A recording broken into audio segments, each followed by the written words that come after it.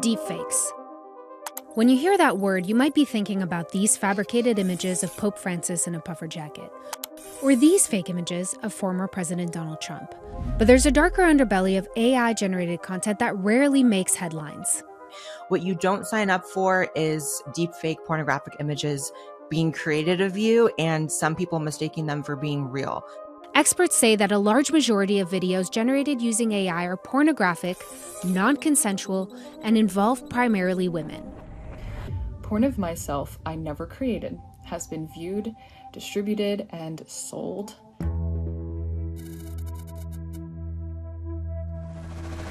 To understand where we are today, we have to go back to 2017 when the term deepfakes first appeared on a Reddit forum. People were sharing photoshopped pictures of women's faces pasted onto other women's bodies, and it was almost always celebrity women pasted onto the bodies of porn stars. Samantha Cole was the first journalist to report on deepfakes. And in late 2017, someone in that forum who had the username deepfakes took that to another level and started creating video versions of face swap. With that post, the term deepfakes was born, and for a time it referred specifically to this kind of non-consensual manipulated pornography. In the months immediately following, people were able to trade methods and techniques on how to make deepfakes at home. The subreddit was eventually banned from the platform in 2018, but in the same month, the first website dedicated solely to deepfake pornography appeared online. Fast forward to today, this technology is more sophisticated and accessible. Creating this type of non-consensual imagery can be as easy as downloading an app. And ABC News found several websites specifically dedicated to hosting non-consensual deepfakes, and they're generating millions of views. We've seen non-consensual image abuse, non-consensual pornography, most of it targeting women, really grow massively into a real problem, not just targeting celebrities anymore, but also private individuals, everyday women. These tools have become so much more accessible. Awareness of these technologies has really grown. And so I think we're in a position now where we're talking probably millions of women as victims.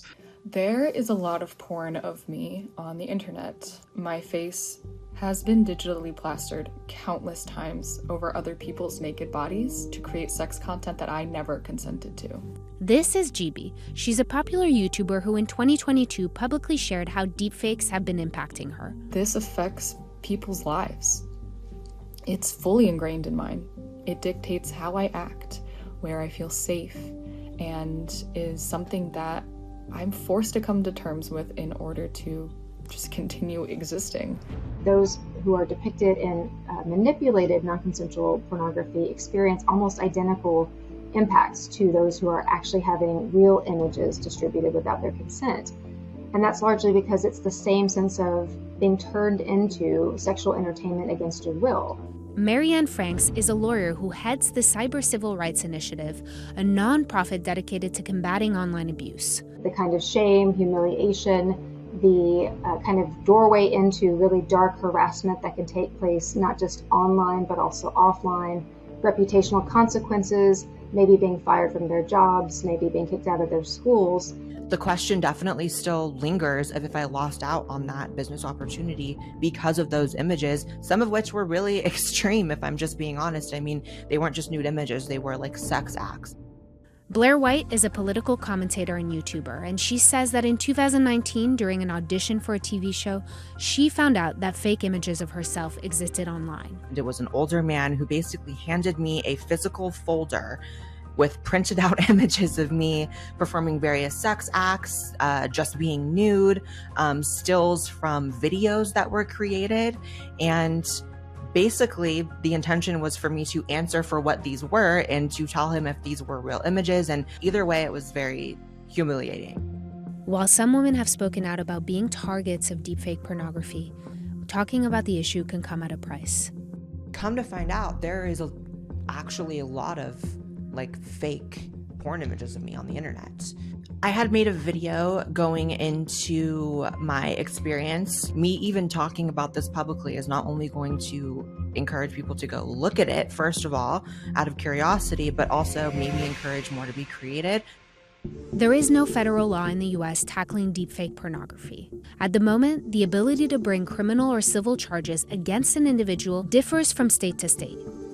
Technology is always outpacing the law. Law is very slow. So while there are theoretically possible avenues that you could pursue, they all put the burden on the victim to have time and money and resources and honestly the mental sort of stamina to do this. One legislator is trying to change that.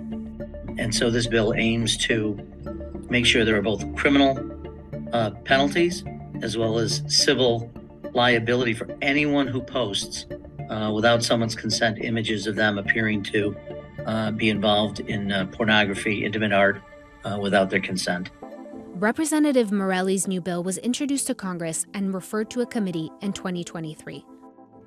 I hope that people who participate in creating these images will hopefully have maybe a change of heart about what they're doing, because you wouldn't want it done to your girlfriend, your wife, your mother, your daughter, your son, your father, anyone.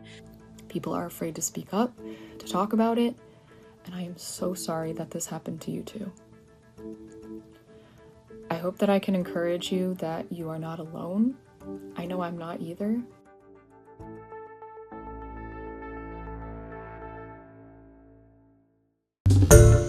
Hi everyone, George Stephanopoulos here. Thanks for checking out the ABC News YouTube channel. If you'd like to get more videos, show highlights, and watch live event coverage, click on the right over here to subscribe to our channel, and don't forget to download the ABC News app for breaking news alerts. Thanks for watching.